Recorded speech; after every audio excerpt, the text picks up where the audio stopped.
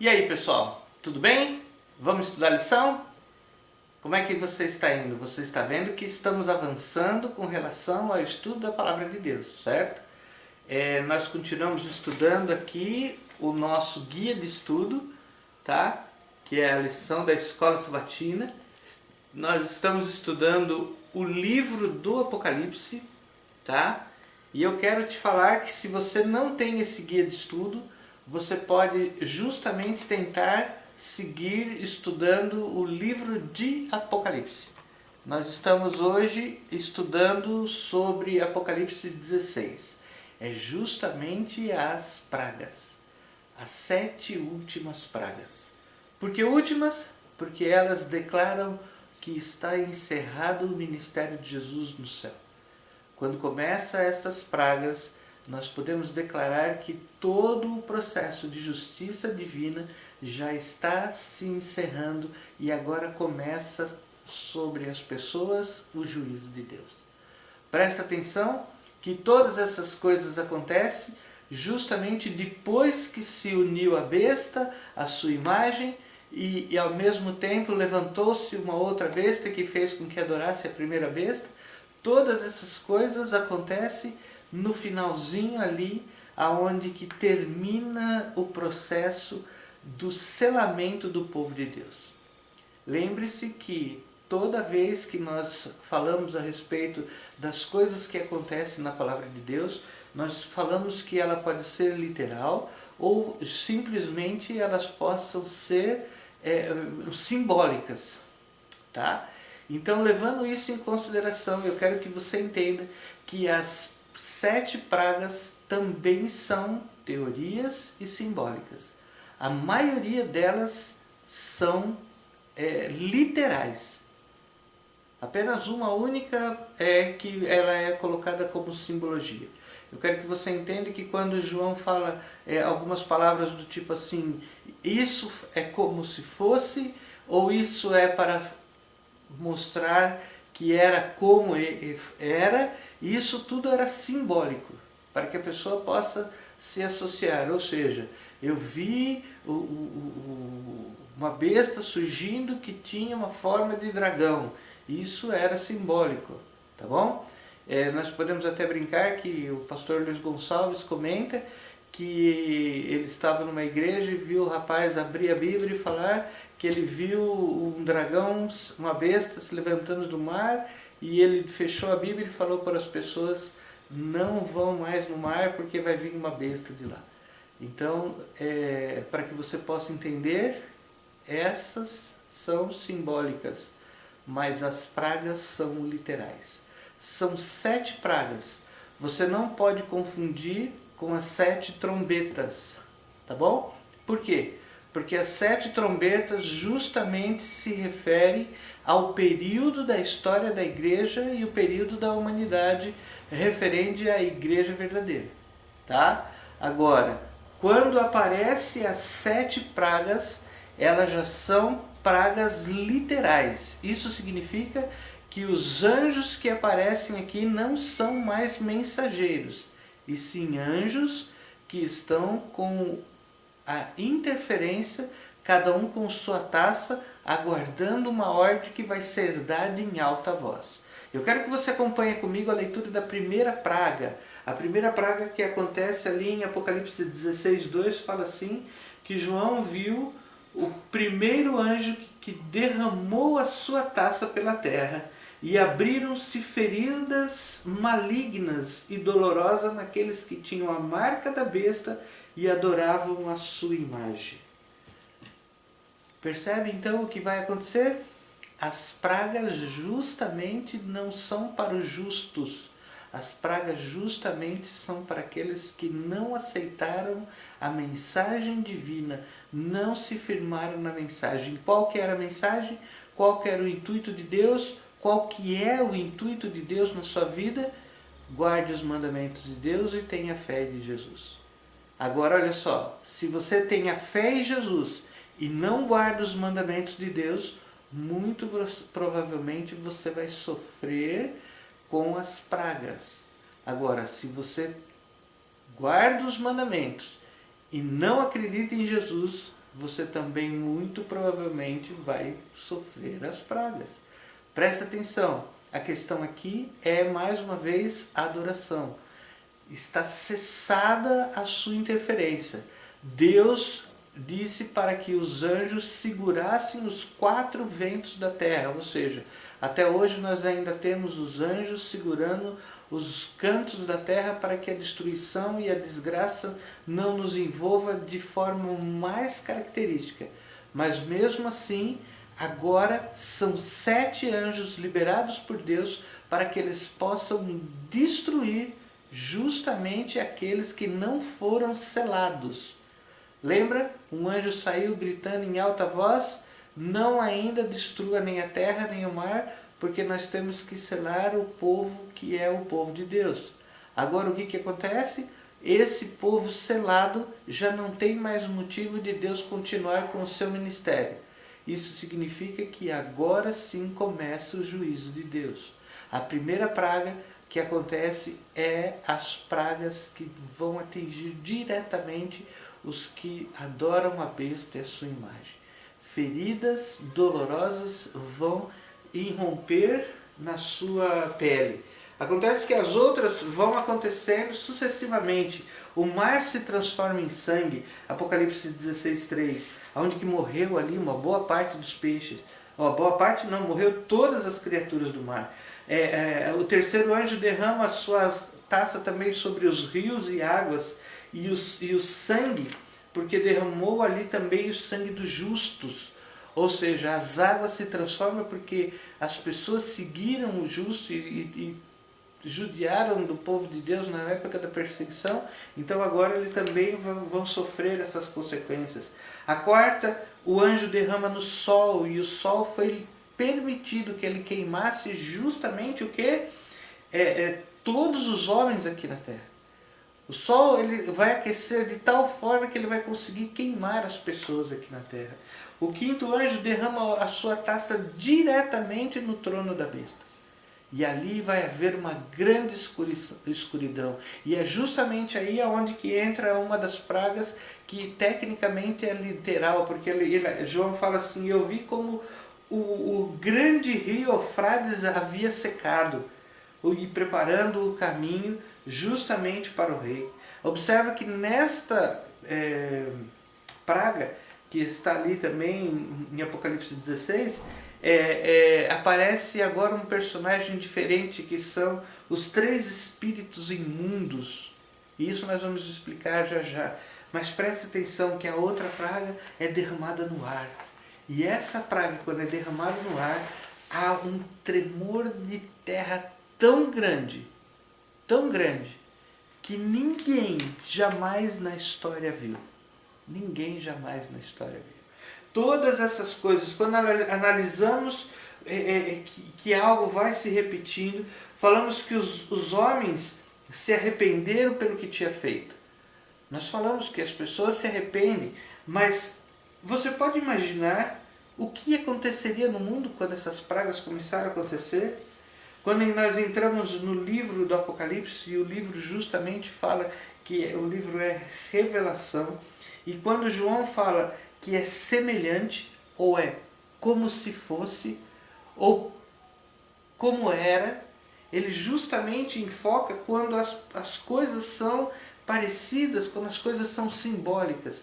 Mas agora as pragas não, as pragas ele forma de uma forma geral, ele fala que elas são literais, as feridas, o mar de sangue, os rios também tornando sangue, o sol, o trono da besta.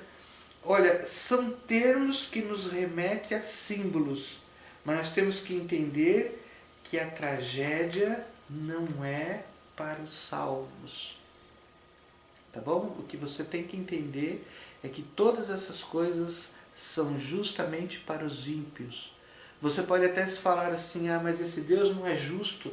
Deus está clamando hoje, aonde que você tem a oportunidade. Do quê? De voltar-se para Ele e falar assim: Senhor, eu quero seguir a Tua palavra. E isso significa que se você não se voltar ao lado de Cristo, muito provavelmente você vai sofrer as pragas. Deus não quer destruir a raça humana, Ele quer selar o maior número de pessoas possíveis para que seja separado, tá? Mas as pragas virão.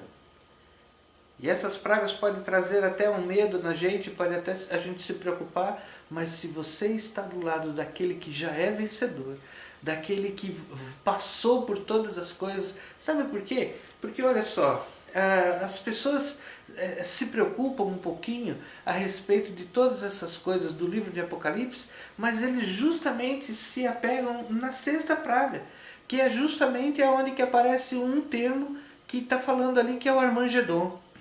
O Armagedon, eles falam que é uma guerra. Por quê? O Armagedon acontecia lá na época do povo de Israel, na época das guerras, num vale que chamava Vale de Megido. E ali tinha esse vale e lá aconteciam as grandes guerras. As pessoas não iam para cidades destruir que nem é hoje. As pessoas hoje ficam refém desses movimentos aí de tirania, de... como é que é o termo que eles usam? Aquele que fala quando a pessoa sofre algo que você não está esperando. Esse termo onde que acontece as destruição, pessoas, homens bombas no meio da cidade, pessoas jogando veneno no metrô, aviões explodindo.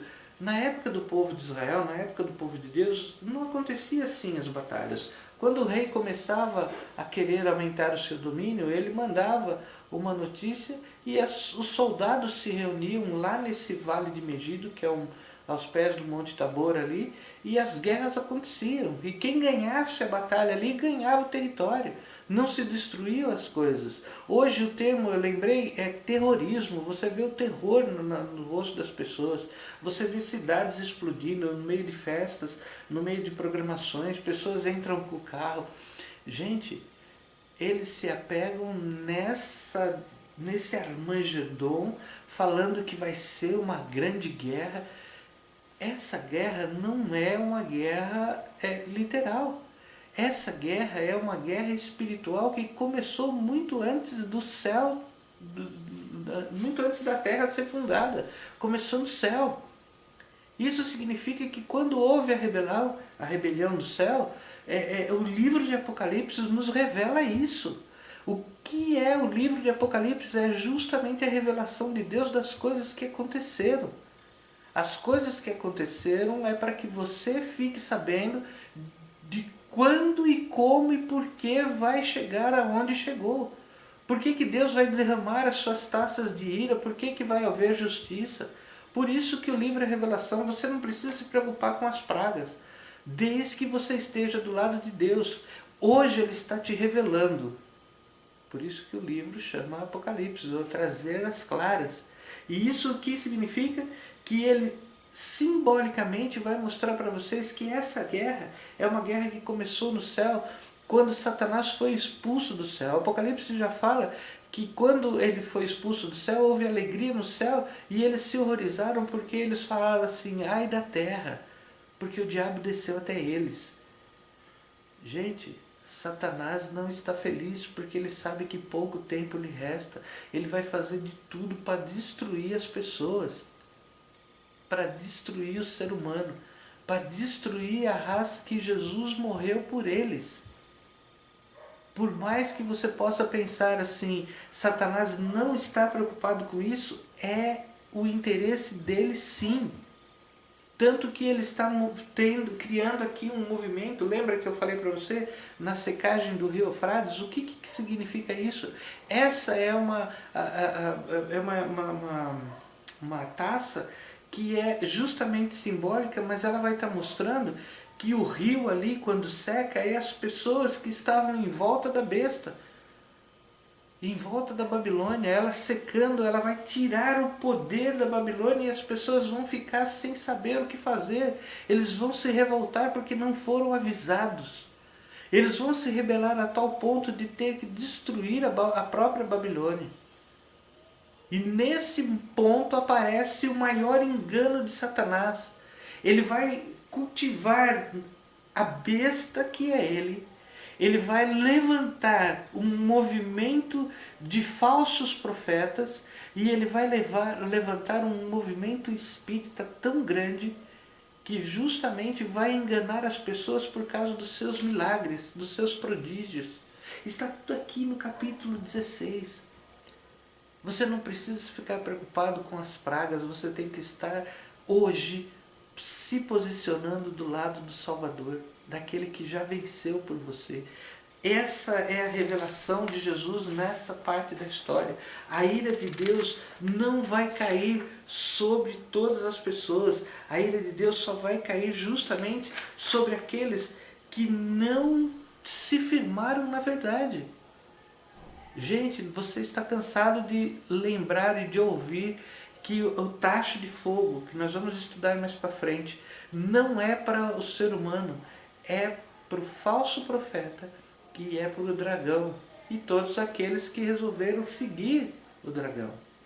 Eu quero lembrar para você que quando, com relação à secagem do rio Eufrates, fala que ao testemunhar a revolta na natureza, as pessoas se voltarão para a Babilônia a fim de obter proteção. No entanto, quando a quinta praga atingir a sede da autoridade da Babilônia, elas verão a inutilidade de buscar a sua ajuda ali, sendo assim, sentindo-se enganadas, elas se voltarão contra a Babilônia e causarão a sua destruição.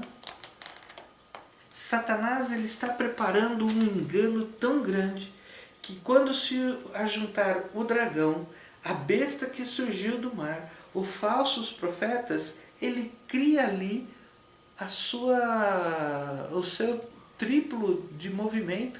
Da mesma forma que nós temos o Pai, o Filho e o Espírito Santo, ele vai ter o dragão, a besta e o falso profeta. Tudo isso para enganar, se possível, até mesmo os escolhidos. Cegados pelo ódio a Deus. Muitas pessoas vão acreditar piamente que todas essas coisas vêm da mão daqueles que é o dragão fazendo os grandes milagres na terra.